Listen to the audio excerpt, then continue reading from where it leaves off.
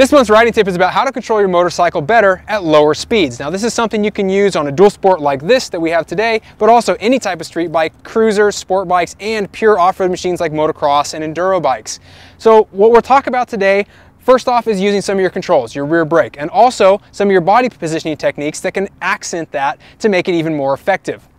So the first thing I want to point out is before you go trying these methods we're talking about today, make sure you do it somewhere that's a controlled environment. Try not to do it out on some wet, slippery road somewhere your first time out. Get a feel for it, get a feel for your machine, and then start putting that into play out on the highway. So first things first, using your rear brake. As you get to about the 10 mile per hour and below mark, you're going to start getting a little wobbly as you keep your feet on those pegs. Dragging your rear brake just a little bit of pressure there will help stabilize your bike, keep you upright, and it's much easier to control.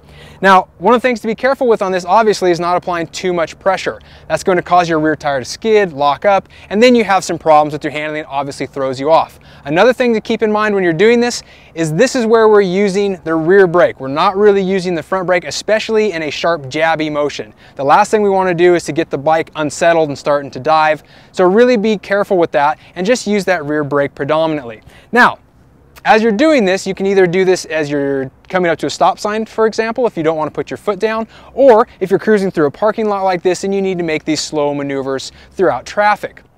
The other thing that we're going to talk about is your body positioning. The brake technique is fantastic. I use it all the time in the off-road world, and the same thing goes for the body positioning in the sense that you're going to counterbalance your motorcycle. If we stay upright on our bike and we lean with it as we normally do at speed when we have momentum, then we're actually going to have problems at those lower speeds. The bike just obviously wants to tip over. So what we do is we take our body and we offset it from the motorcycle. We counterbalance it. And while you're doing this, you're going to find that your weight is positioned on the outside edge of the seat, and you're also going to be putting pressure down on the outside foot peg. It's called weighting the outside peg.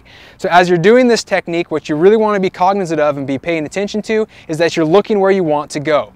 Slow speeds, tight maneuvers, it's very easy to get tunnel vision and start looking straight down at a front wheel. Keep in mind, your body, your bike, it's going to follow your head. So look where you want to go while you're doing these techniques as well, and it'll help make sure that you have a smooth exit of the turn. Put all these things together, the counterbalancing and the brake technique, and now you're going to be much more comfortable at slower speeds. You'll look like a stud because you don't ever have to put your feet down out in traffic, and it's a handy tip to have for everyday riding. Hope that does it for you. We'll see you next time at motorcyclesuperstore.com.